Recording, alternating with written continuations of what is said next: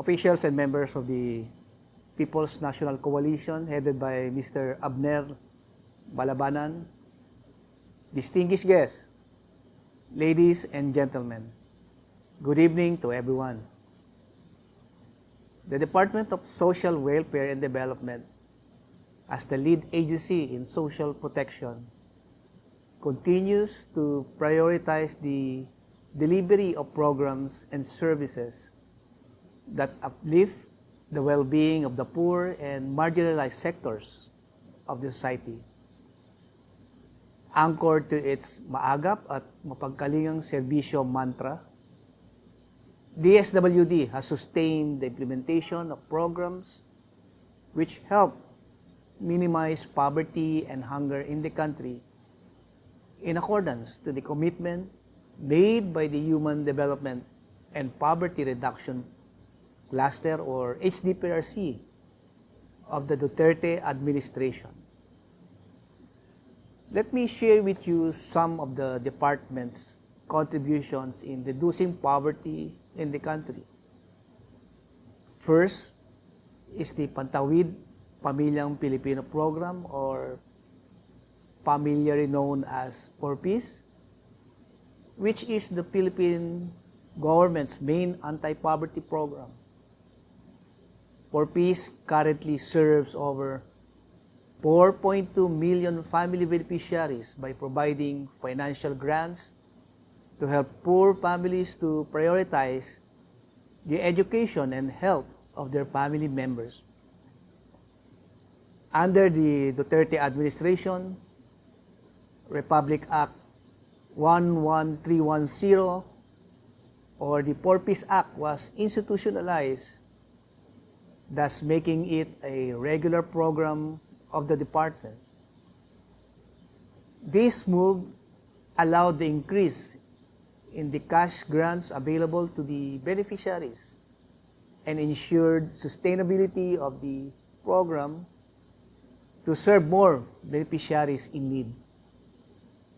In terms of provision of basic business and employment assistance, the DSWD's Sustainable Livelihood Program, or SLP, has utilized as of May 2021 more than 3.85 billion pesos to support the income generation of 198,249 families through various modalities that include micro-enterprise development track and employment facilitation track.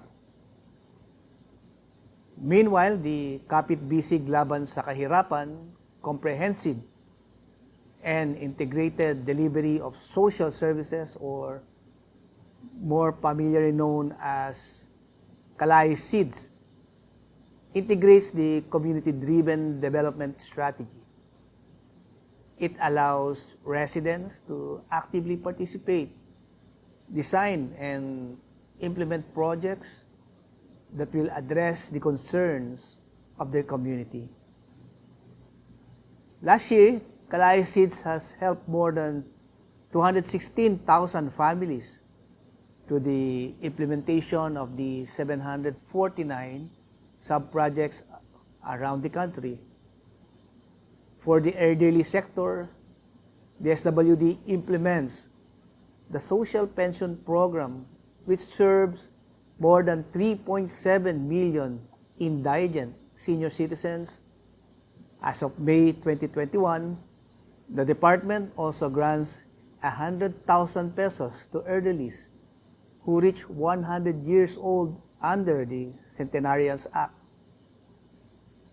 Under the Supplementary Feeding Program, about 1.9 million Filipino children were given healthy, nutritious, and locally sourced food as of May 2021. Under the present administration, the funds for the DSWD's assistance to individuals in crisis situation, or known as AICs, increased in order to serve more needy families and individuals. The AICs program grants medical, burial, transportation, food, and non-food assistance in the form of outright cash for the provision of support services to individuals and families in crisis situation. As of March 2021, more than 482,000 clients received assistance under the AICS.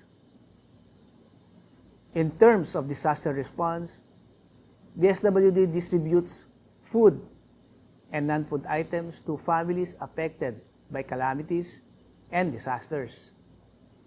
Last year, more than 860,000 family food packs and 2.1 million non-food items were distributed to disaster-affected families.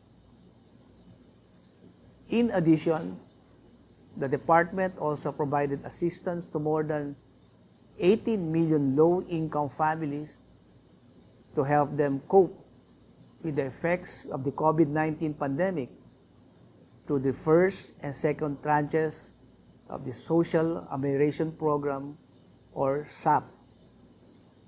The SAP is considered as the biggest social amelioration program implemented by the country.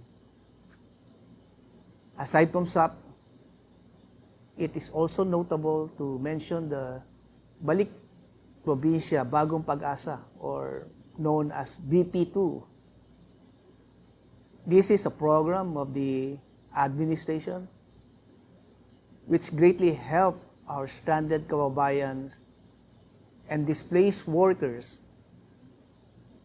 to go back to their home provinces and start anew through the provision of different interventions or packages, such as transportation and relocation assistance, food and non-food essentials during the transition period, livelihood settlement grants, transitory shelter assistance, and psychosocial support for the family beneficiaries, among others.